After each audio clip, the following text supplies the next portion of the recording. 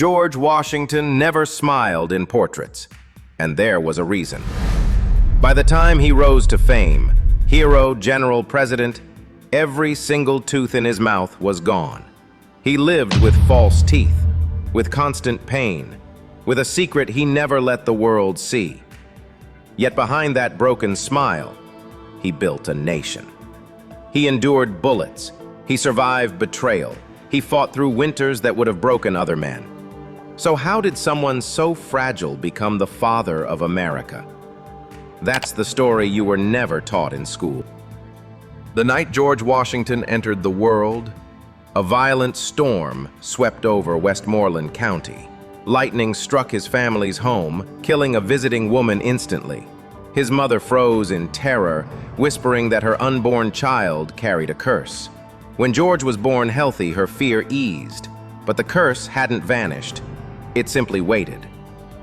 From childhood, his body became its battlefield. Smallpox scarred his skin. Malaria drained his strength again and again. His teeth rotted so badly that by his 20s they were torn out, one after another, leaving him to live in constant pain, hidden behind false teeth. And yet, to anyone looking from the outside, none of this was visible.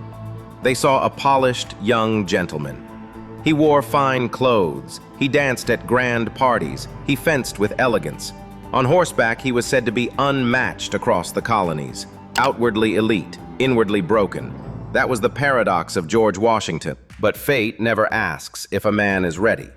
When his older brother Lawrence died, Washington inherited more than the family estate. He inherited his brother's place in the Virginia militia. He had never sought war. War came for him. The fragile young man who had spent his life battling illness now stood in uniform, staring down the barrels of muskets. Washington's first taste of war didn't come with America's Revolution. It came years earlier, under the British flag. The French and Indian War pulled him into a brutal struggle for control of North America. He watched men torn apart by musket fire. He saw entire regiments collapse around him. By the time Britain finally defeated France, Washington carried scars and lessons that would shape the rest of his life.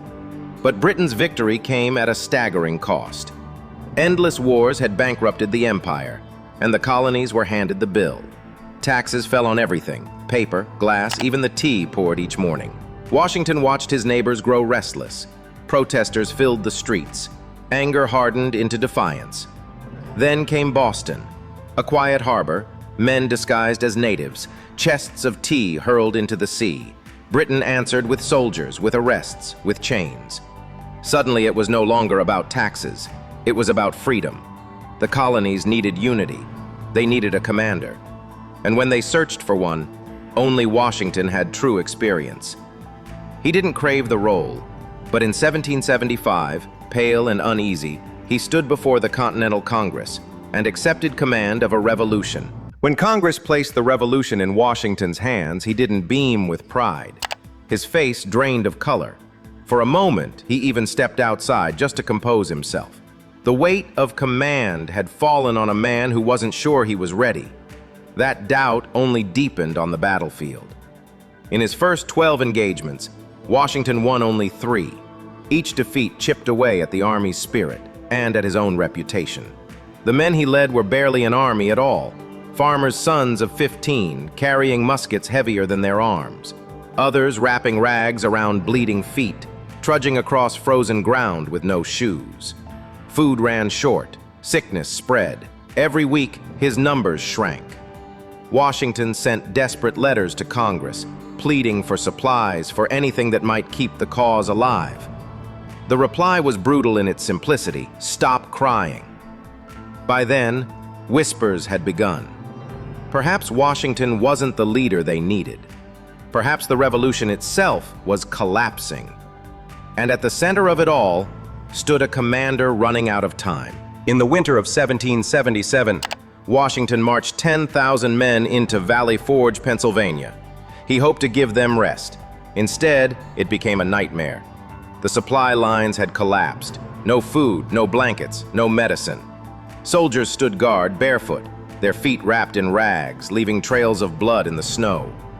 Others collapsed from hunger. Horses died where they stood. Then came disease, dysentery, smallpox, fever, killing men faster than British bullets. By February, hundreds were dying every week. And yet, Washington refused to leave them. Every day he walked the camp, speaking to soldiers who had nothing left but his words. He could not feed them, he could not cure them, but he would not abandon them. When spring finally came, nearly 2,000 soldiers were dead. Valley Forge was not a camp. It was a grave. Just when it seemed the revolution would freeze to death at Valley Forge, salvation crossed the Atlantic. France, eager to wound its old enemy Britain, threw its weight behind Washington. But help didn't only come in ships. It came in people. A young French aristocrat named Marquis de Lafayette rode into camp. Barely 20 years old, he treated Washington like a father, and the soldiers like brothers. His passion kept the flame of the revolution alive. Then came a Prussian officer, Baron von Steuben. Unlike Washington, he had trained with Europe's best armies, and at Valley Forge, he took starving farm boys and drilled them with ruthless precision. How to march, how to fire, how to fight together, as one. Day by day, the broken militia transformed, muskets fired in unison, lines held firm. For the first time, Washington commanded not a desperate mob, but an army.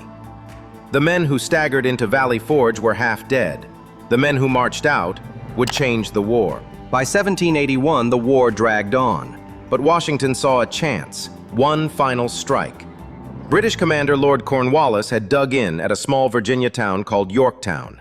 On three sides, the sea hemmed him in. On land, his defenses bristled with cannons. He waited for the British Navy to rescue him, but the rescue never came. The French fleet swept in, driving the British ships away. Cornwallis was trapped. On September 28th, American and French forces closed the noose. For weeks, cannons thundered without pause. Red-hot iron ripped through British lines. Soldiers cowered in trenches that shrank with every blast. By October, Cornwallis knew it was over. On the 19th, he surrendered his entire army. The empire that ruled the world had been broken by a man once too fragile to chew his food. When the war ended, Washington shocked the world. He resigned his command and returned to Mount Vernon, ready to vanish into the quiet life of a farmer. But America would not let him go. The fragile republic was tearing at the seams. 13 colonies quarreling like siblings without a parent. Only one man carried the respect to hold them together. In 1789, Washington was summoned back. On the balcony of Federal Hall in New York, thousands watched as he placed his hand on the Bible and swore the oath to preserve, protect, and defend the Constitution. The general had become the first president. But peace brought new battles. In Pennsylvania, farmers rose against a whiskey tax. Tarred and feathered collectors marched in mobs and dared the new government to stop them. Washington answered. He personally led troops into the field to crush the uprising. And when he signed a trade treaty with Britain, the very nation he had defeated, newspapers savaged him as a traitor. Crowds mocked him in cartoons. The hero of Yorktown now stood under fire from his own people. After 2 terms, Washington stunned the nation once again. He refused power.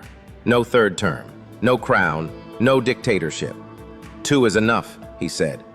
With those words, he set a precedent every president has followed since. Before leaving office, he chose the ground for a new capital by the Potomac River, near his beloved Mount Vernon. It would one day bear his name, Washington, D.C. At last, he returned home, to the fields, to the quiet he had longed for. But peace did not last. One cold December day in 1799, he rode back from his farm, soaked in icy rain.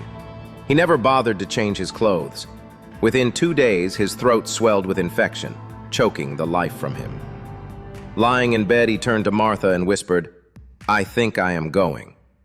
Then, with calm dignity, the man who had survived war, hunger, and betrayal simply closed his eyes. George Washington was 67. He was buried at Mount Vernon. Across America, his memory rose in stone and marble, the Washington Monument piercing the sky, his face carved into Mount Rushmore, his birthday honored as a national holiday. He had no children of his own, yet the nation itself became his heir. And the paradox that haunted him in life, the fragile body, the false teeth, the private pain, only sharpened his legend. Because the man who could not chew his food built a country that would feed generations. George Washington, the father of America,